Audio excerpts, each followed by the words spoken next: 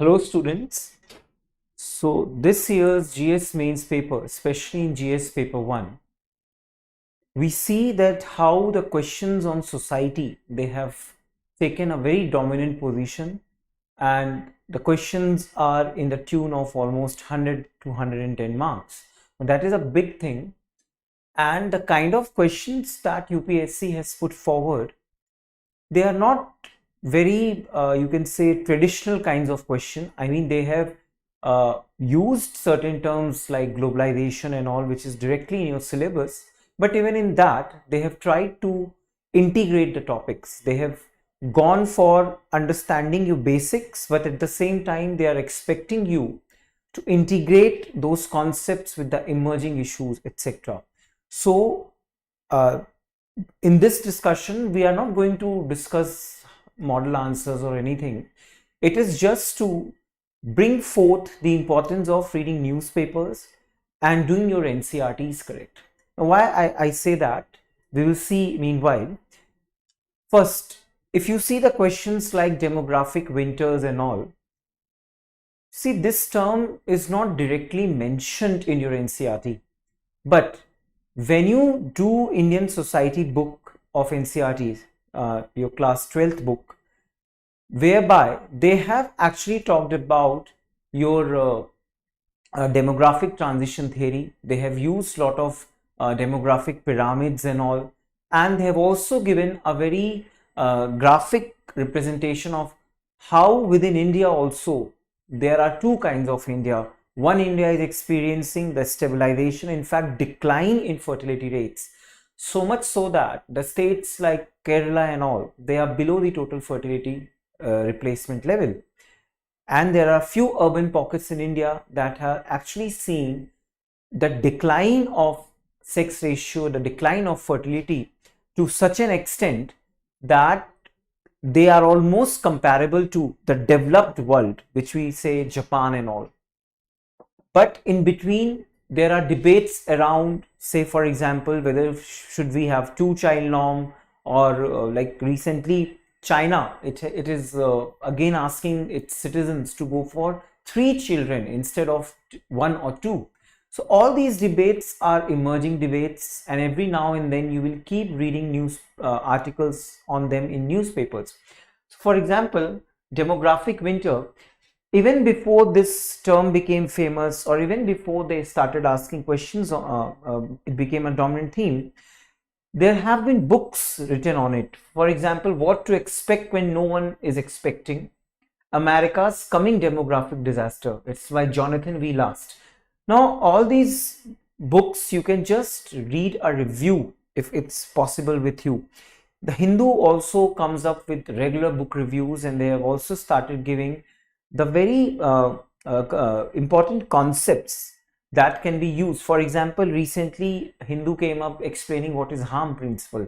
Now, it can be expected that these are the core humanities concepts and can be expected only in your optional subjects.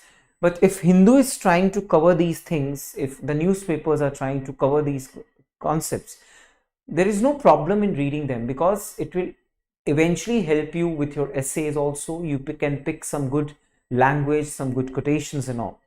Now, another book similarly on demographic winter is The Age of Decay, and this is also talking about that how aging and shrinking population could usher in decline of civilization.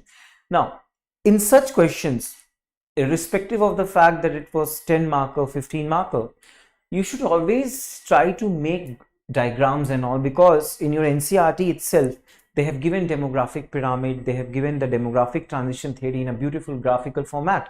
So in order to enhance, and these are very you can say low hanging fruits, if you are using all these graphs, if you are able to use the terms like dependency ratio, replacement level, total fertility rate, etc., so on and so forth, you are definitely going to fetch good marks in your 10 marker. Okay, these are very quick marks. So see, this is the demographic transition that you can tell that as a society progresses, it is a natural corollary that eventually they will go for the demographic winter. And when I say demographic winter, it means both. It means reducing fertility, the reducing reproductivity, etc. But at the same time, rise of aging population.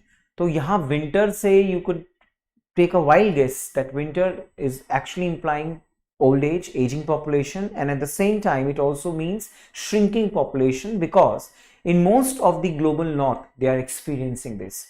Now you can bring about a few data on India also. For example, by almost 2018 2019, India is also reaching TFR of 2.08, which is similar to the replacement level.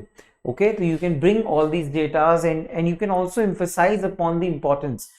So why population matters. Now if they are saying demographic winter, see, it is a mostly global north which is experiencing demographic winter. That is why you see that recent examples, India sending labor forces to Israel and all, that becomes very important. And why this question might have been asked, there was a write-up in Economist magazine wherein they talked about that population explosion is a myth, and worldwide they are experiencing a lot of shortages, labor shortages, worker shortages, and especially the countries in global north. But supposedly, if this question wasn't discussed, it was critically analyzed, then do you think that calling the whole world experiencing demographic winter is a rational thing to do? Not exactly. And even today, global south experiences high intensity of poverty and all, high population growth, Africa, South Asia, etc. So this is a very Eurocentric concept, if you will see, of demographic winter. So you can bring about all these aspects, and going forward, what kind of question can be expected in your next exams? The debate on two-child norm in India. Okay, a lot of states have started making it compulsory that if you do have more than two children and all, then you won't be eligible for certain government benefits, certain government jobs, etc., so on and so forth.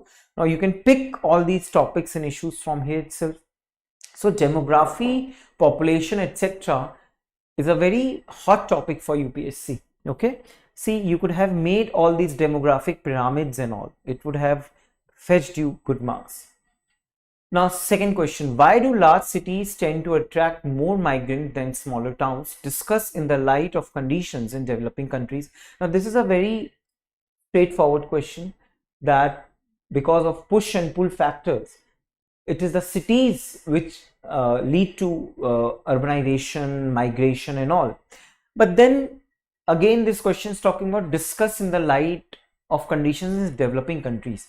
Now there are 2-3 topics which relate to your urbanization process. One is rural urban continuum, got it? Second is development of slums and all. Third is ghettoization and all this can be used in this particular topic. Okay, and you can also come up with data also. I would like every future aspirant who wants to have a very factful understanding of what is happening in India, I would like to recommend one book. This book is by Rukmini S, Whole Numbers and Half Truth. And this is an amazing book even for those who want to take sociology as an optional, and those people who want to use a lot of data and facts and arguments to support their answers in generally society paper. So this book deals a lot with how is urbanization happening in India, how is the food habits changing in India, how is the marriage practices changing in India. They have used a lot of authentic surveys and data. Okay, so I would definitely recommend this book if you can go for it. You can get data from there also. The next question, distinguish between gender equality, gender equity and women's empowerment. Why is it important to take gender concerns into account into program design and implementation? Okay, now this question is a very basic. They are trying to make you take in order to understand how much you understand concepts related to empowerment, affirmative action, so on and so forth. Now this question is basically with regard to gender mainstreaming. Okay, gender mainstreaming is a very latest tool of public policy and all, and in that you can achieve that through all these things: women empowerment, equity and equality. Now see, this question is not asking you the relationship between equality, equity, and women's empowerment, but it would be better if you, in your answer, if you write, if you define them, but at the same time establish a relationship between these three concepts. Because when you are doing so, then only you can go and tell that, see, this question is also about gender mainstreaming. And when we were doing society classes at Shubhra Ranjan, I gave this gender equality continuum tool, and this question is somewhat related to this, that in any society, the progression of policy generally moves from being exploitative towards transformative. This should be the goal of gender transformation or doing any policy. And see, they have asked this question, why it is important to take gender concerns into account in program design and implementation. Got it? So think beyond. I mean, please read your newspapers. Since 2 days, in Hindu itself, they are giving a new data and new analysis on how women overwork in IT sector and all. So you can pick all those data points from there, and you can start imagining what kind of questions can be built there. Okay, so this gender equality continuum tool, this all could have been used in your answer. Okay, moving forward, intercaste marriages between castes which has socioeconomic parity have increased to some extent, but this is less true of inter-religious marriages. Now this question might look very straightforward, but see, again I am taking reference of that book, Whole Number Half Truths. Thereby according to your census also, and they did some survey also as good as in 2019 and 2020, what they have found is that Indians are getting married the same way their grandparents were getting married. That means most of the Indians even today prefer getting married within the caste, and most of the Indians are averse to the idea of inter-religious marriages. It is picking up. It is generally an urban phenomena. You can give all the reasons. But then why this question is being asked? So in this answer, if you are able to bring about some mentioning about Special Marriage Act, because this topic was very much in last 1 year. In fact, there is a petition which is going on that how much this is valid in the requirements in Special Marriages Act, whereby you have to give a notice, you have to serve a notice of 1 month and all. So how much this is relevant? So ye answer me, if you are able to bring in that aspect also, you will definitely get better marks. Okay, and this data, you can also give a counter side to this, that irrespective of rising urbanization and rising autonomy for women, but even today most of India generally gets married how their grandparents used to get married. That means even vis-a-vis your intercaste marriages also, there is a slight increase, but nothing has changed much. Okay, then you can also bring in certain other aspects. For example, that in India generally marriages are governed by your personal laws. Okay, even we have Hindu Marriage Act and all, but they are based basically on your personal laws. Then there are certain religions which prohibit inter-religion marriages. For example, in Islam, okay, they differentiate between kitabiya marriage and non-kitabiya marriage and all, and because of that they generally consider interreligious marriages void, ab initio and all. So that aspects can be brought forth in your answers. Okay, now next question, what is regional disparity? How does it differ from diversity? How serious is the issue of regional disparity in India? Now see, here are two key terms, regional disparity and diversity. Now these terms are defined in your NCERT. Diversity is basically coming from difference. Now first you pick the key terms and define what is difference. Now difference is not problem. The problem is when you start adding values to differences. Got it? Similarly, diversity is not a problem. Managing diversity is a challenge. Okay, now why they could have picked this question? So see, in fact this article was again discussed in class, whereby this is an article by Arvind Subramaniam and he has actually given a very explosive line that southern states make more money while northern states make more babies. Got it? So this is all the aspect of regional disparity and diversity in India, and you could have definitely written better answer if you have ever tried to gather some data. Because see, even when the debate on federalism and GST collection and all is going on, somewhere down the line this is a debate of the disparities existing in Indian polity, Indian society, Indian setup. Okay, so see this graph and diagram, and surprisingly, the day this paper was happening, there was an article a day before in the Hindu also, whereby the Prime Minister's Economic Advisory Council, they came out with a working paper where they have used the existing data, especially in the post LPG period, that how disparities or how states have fared throughout in India. Okay, so see, they have made illustrations, and they have given the example of southern India, they have given example of North India. In fact, in neighbor states also, for example, they have compared Punjab, Haryana, they have compared Bengal, West Bengal and Odisha also. So see, if you had any inkling, if you kept reading newspapers, you could have picked a lot of new ideas for answer writing. Got it? So it's a humble request that please keep reading newspapers.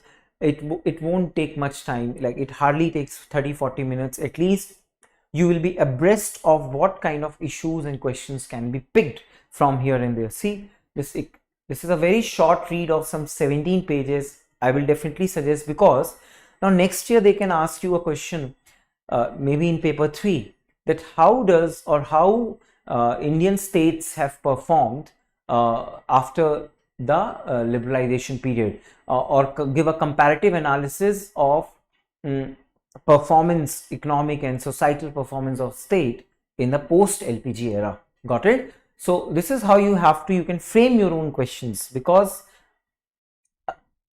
then you can also pick something from here, that how green revolution has affected different states. So Punjab and Haryana, almost they were at the same, they have started the same trajectory. In fact, Haryana was behind Punjab, but eventually it is Haryana which is picked up and Punjab has remained a laggard state. See these all graphs and all. Okay, and then this globalization question, it is expected always. They keep asking one question on globalization. How you had to pick these things, then relationship with family, personal freedom and all. Here you could have defined all these things. Now, in order to make your answer more relevant, you could have picked the emerging concepts like time poverty which women undergo, and you could have picked that despite women participation, how their labor force participation rate is decreasing and all these things can be included in your answer. Got it? And the last question, critically analyze the proposition that there is a high correlation between India's cultural diversities and socioeconomic marginalities. Now the key term here is critically analyze. That means what? You can also disagree with the statement, or you can also bring forth certain aspects whereby diversity is not leading to marginality, rather diversity is helping, and the people who may be at the margin, they are in fact more mainstream and all. Got it? And here the one prominent concept that you can use in your answer writing is of intersectionality. Got it? And we do all these topics. A lot of students might feel that these concepts are from optionals and all. No, see the kind of questions that are being asked. UPSC is expecting you to go beyond the notes and all which are available in market. Okay, you will have to go for a deeper understanding so that you can start framing your own question. Okay, so this is all from my side on the society section, and we actually do all these things at Shubhra Ranjan. We go a little deeper in Indian society section. Nobody was expecting that something in the range of 100 to 110 marks would come in Indian society section, but they asked, and they have asked, and they're expecting you to think deeper. Got it? So please focus on it. This is a very low hanging fruit, but it will need some kind of extensive reading one newspaper and your NCRTs and the class notes. So this is all from my side. I hope that you will pick some cues from the discussion and you will try to broaden your horizon in preparing Indian society section. Thank you. Have a good day.